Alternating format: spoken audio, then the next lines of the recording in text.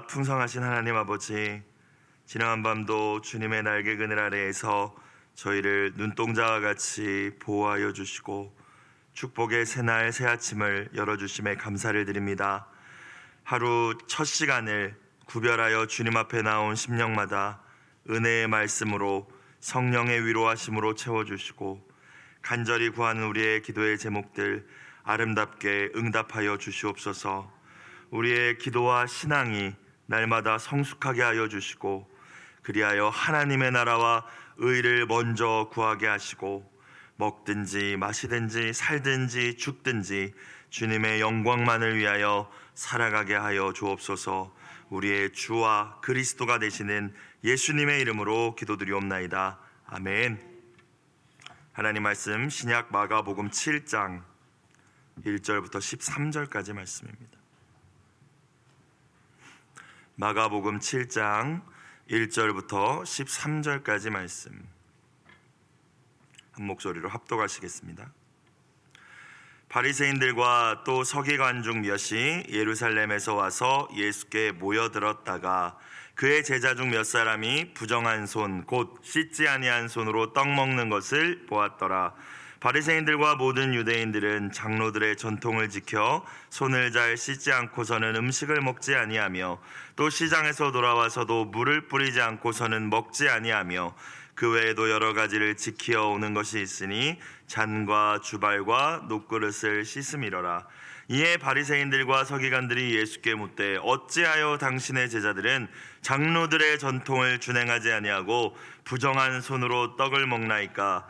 이르시되 이사야가 너희 외식하는 자에 대하여 잘 예언하였도다. 기록하였으되 이 백성이 입술로는 나를 공경하되 마음은 내게서 멀도다. 사람의 계명으로 교훈을 삼아 가르치니 나를 헛되이 경배하는도다 하였느니라. 너희가 하나님의 계명은 버리고 사람의 전통을 지키느니라. 또 이르시되 너희가 너희 전통을 지키려고 하나님의 계명을 잘 저버리는도다.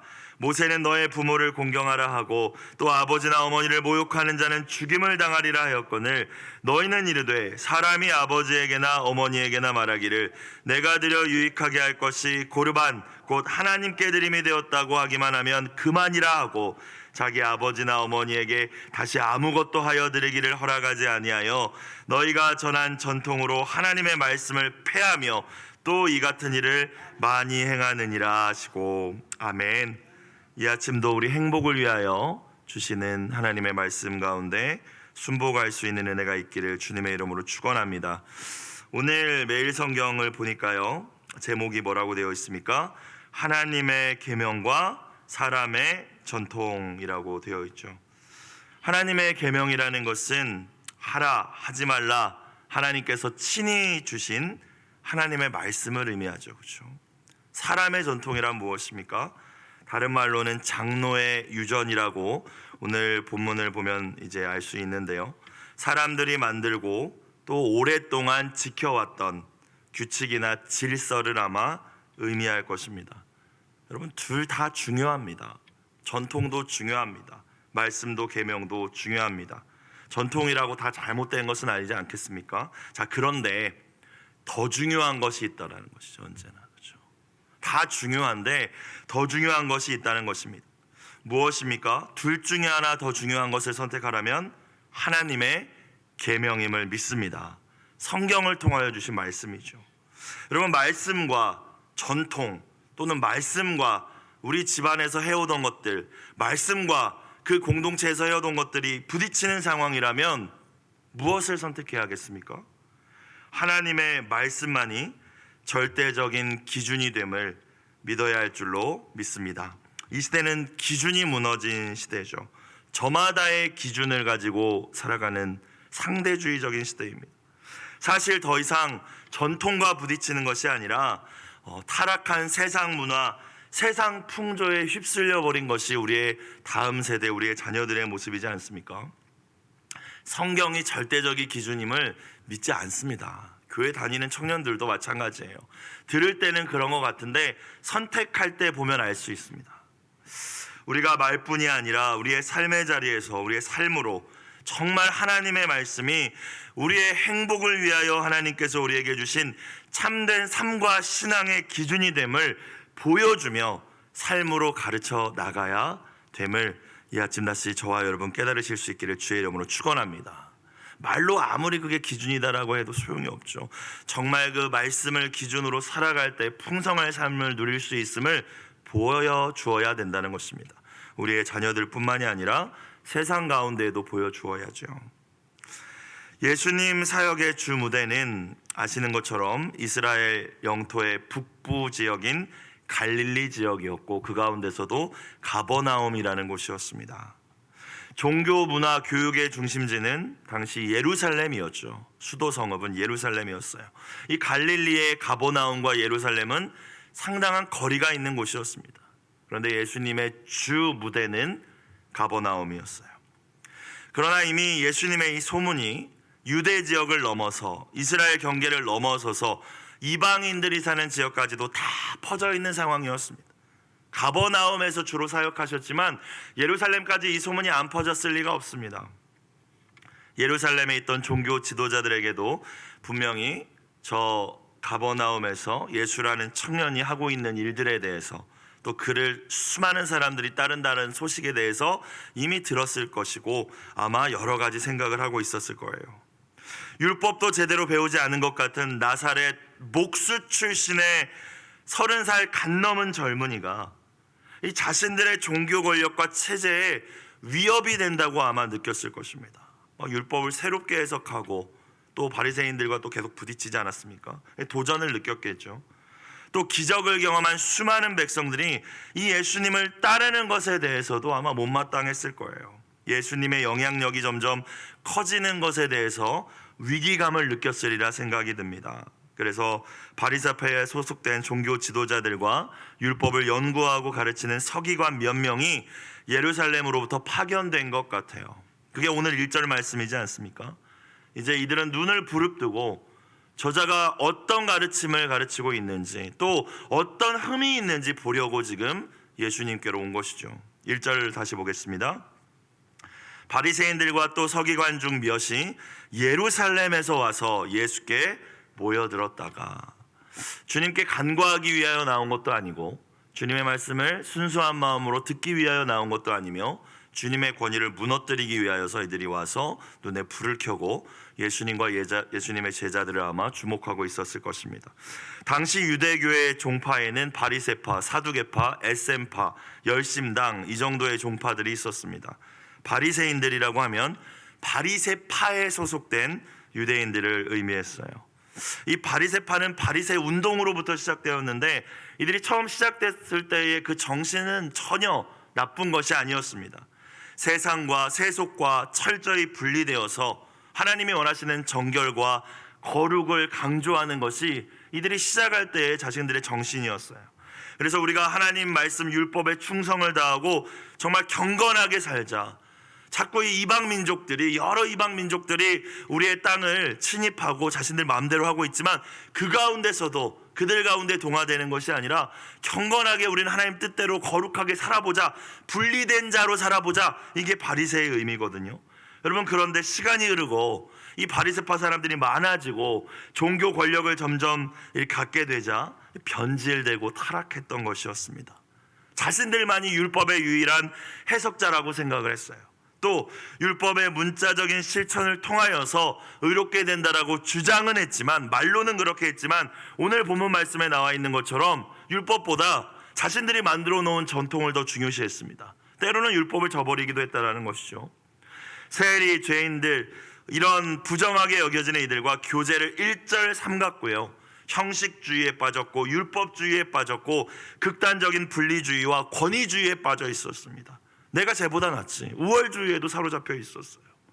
자신들이 가지고 만들어 놓은 기준과 형식과 전통으로 사람들을 판단하고 정죄하고 비난했습니다. 그렇기 때문에 이들은 보여지는 것에 굉장히 강조하고 주목했어요.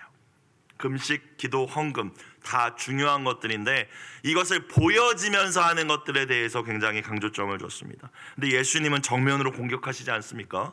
기도할 때 골방에 들어가서 해라. 금식할 때 너 금식하는 거 표시내지 마라 라고 말씀하시죠.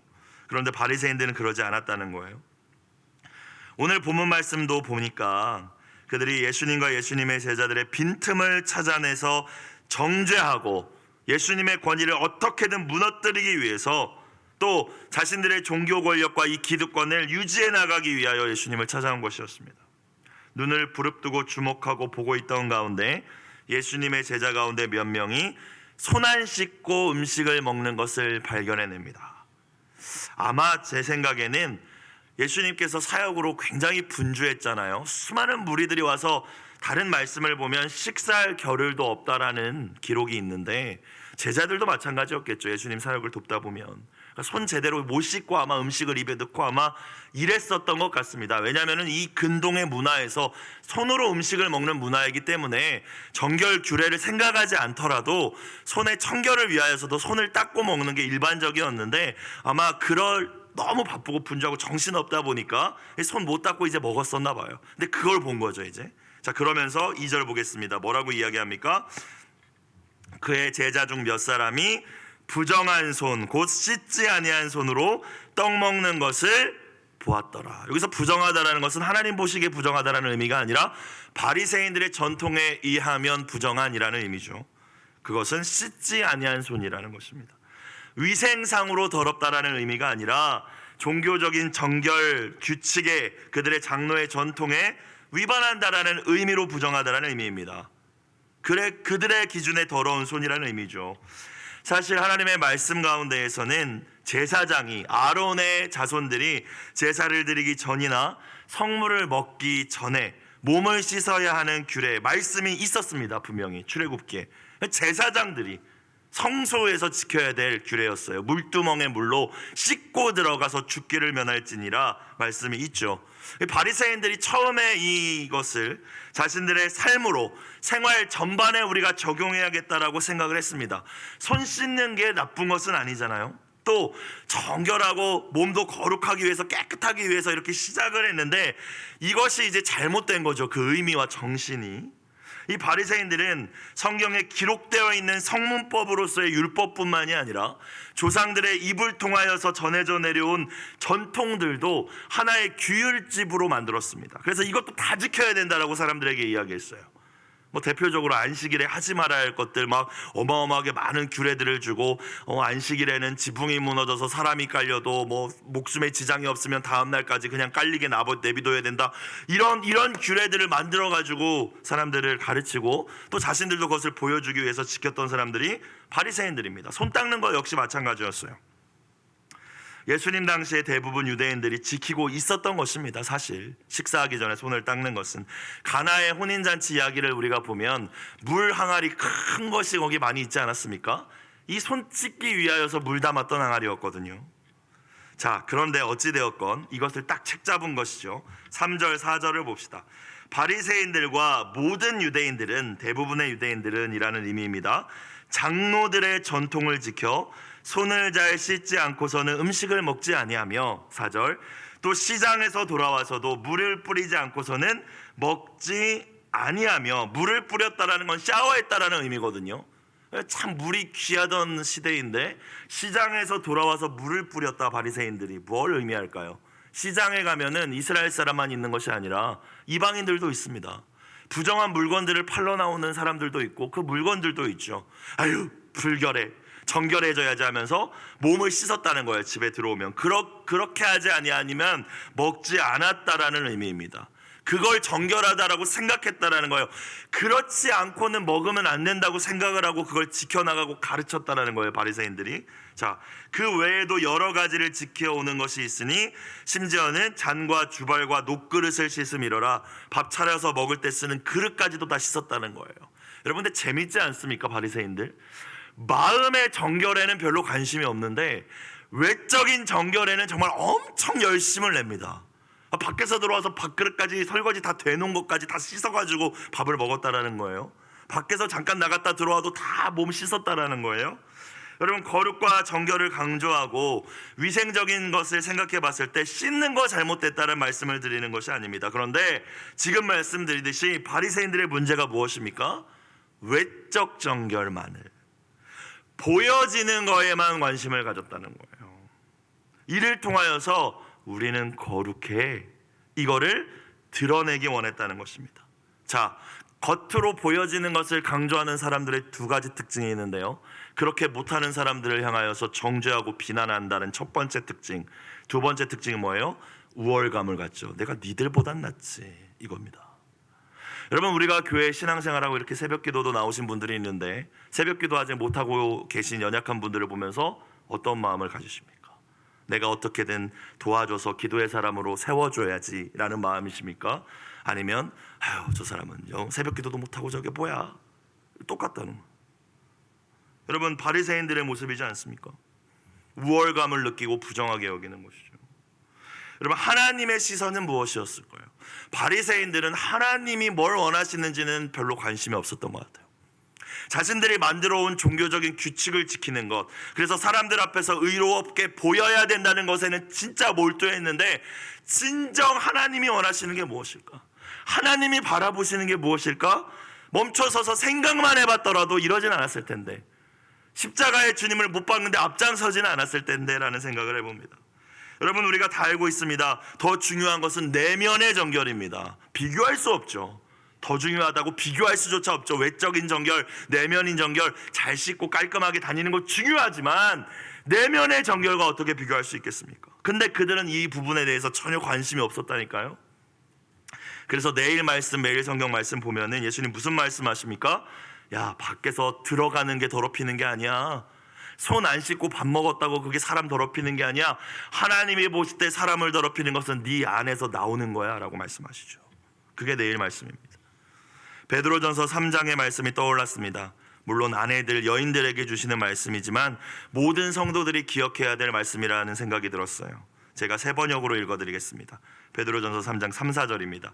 여러분은 머리를 꾸미며 금붙이를 달거나 옷을 차려입거나 하여 거치장을 하지 말고 썩지 않는 온유하고 정숙한 마음으로 속사람을 단장하도록 하십시오. 그것이 하나님께서 보시기에 값진 것입니다. 이 말씀을 하나님의 음성으로 받으시는 여러분들 되시길 주의 이름으로 축원합니다. 속사람을 단장하십시오. 먼저라는 것이죠. 그게 하나님 보시기에 값진 것입니다. 근데 바리새인들은 씻는 것에만 관심이 있었습니다. 예수님의 제자들 몇이 지금 분주하고 아유 얼마나 사역이 바쁠까, 얼마나 힘들까, 손도 못 씻고 저렇게 음식을 입에 집어넣을 정도로 바쁘구나가 아니라 아니 어떻게 저럴 수가 있지, 아우 더러워 라고 맞다라는 것이죠. 이때다 싶어서 예수님께 질문하죠. 이 질문은 궁금해서 물어본 것이 아니죠. 그렇죠? 공격한 거죠. 5절 보겠습니다. 이에 바리새인들이, 서기관들이 예수께 묻되 어찌하여 당신의 제자들은 장로들의 전통을 준행하지 아니하고 부정한 손으로 떡을 먹나이까? 자기 생각에 부정한 거죠. 하나님 보실 때 부정한 게 아니라 그 깨끗하지 못하고 거룩하지 못한 손으로 음식을 먹습니까? 어찌하여가 또 오랜만에 등장했습니다. 마가복음 2장의 바리새인들이 계속 예수님께 나와서 그러지 않았어요? 어찌하여 그 죄인과 세리들과 함께 밥을 먹습니까? 어찌하여 당신과 당신의 제자들은 금식하지 않습니까? 어찌하여 안식일에 못한 일을 하고 있습니까? 오늘 오랜만에 등장했습니다. 다시 어찌하여 장로들의 전통을 지키지 않습니까? 이에 예수님께서 이사야의 말씀을 인용하시면서 저들의 외식을 고발하시죠. 6절 7절을 볼까요? 이르시되 이사야가 너희 외식하는 자에 대하여 잘 예언하였도다. 예수님께서도 정면으로 이제 받아치고 계십니다. 외식한다, 너희는 위선자다, 이 말입니다.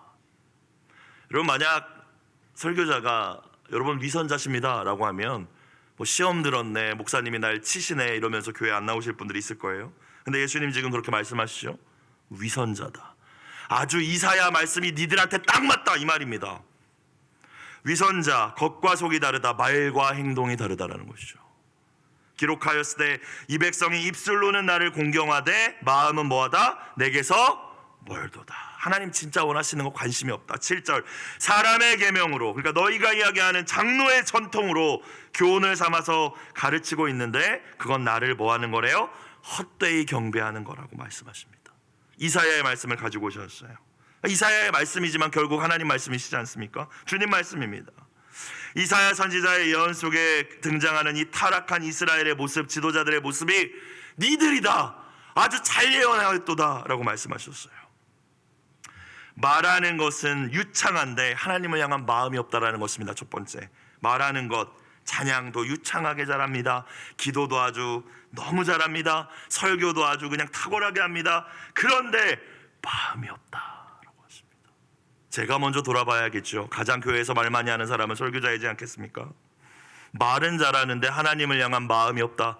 두 번째는 하나님의 말씀이 아니라 네가 중요하다고 생각하고 여기는 걸로 규칙 만들어서 가르치고 있다, 이 말입니다. 이건 역시도 제가 먼저 돌아봐야 될 부분인 것 같죠. 사람의 계명으로 교훈을 삼아 가르친다. 말씀이 아니라. 하나님도 주시지 않은 짐을 왜 네가 지어주냐, 니들이. 바리새인들을 향하여서 예수님 그렇게 말씀하십니다. 8절, 너희가 하나님의 계명은 버렸다라고 하시죠. 사람의 전통을 지키느니라. 반복하십니다. 9절에 똑같은 이야기를 다시 반복하세요. 또 이르시되 너희가 너희 전통을 지키려고 하나님의 계명을 버리는도다. 네가 원하는 것, 네가 만들어 놓은 규칙, 네 생각에 옳다고 하는 걸 지키기 위해서 말씀을 버리는구나. 말씀을 안 가르치는구나. 말씀으로 세우지 않는구나. 이 말씀입니다. 여러분, 우리의 삶과 신앙과 거룩과 정결의 유일하고 가장 중요한 기준은 언제나 하나님의 계명, 그분의 말씀임을 다시 한번 기억하는 이 아침이 되시기를 주님의 이름으로 축복합니다. 말씀이 그렇다고 하면 그런 것이고요, 말씀이 아니라고 하면 아닌 것이고요, 말씀이 하라고 하시면 하면 되고요, 말씀이 하지 말라 하시면 하지 않으면 되는 것입니다. 신앙생활은 복잡한 것이 아니라 단순한 것이죠. 기준이 명확하니까요. 왜 우리가 복잡하죠? 왜 우리의 자녀들이 무언가를 선택 앞에서 복잡하다고 하죠? 기준이 없기 때문입니다. 내 마음, 세상이 이야기하는 거, 사람들이 이야기하는 거, 사람들이 나에게 또 뭐 조언하는 이런 것들, 또 세상의 풍조, 그럼 복잡해지는 것이죠.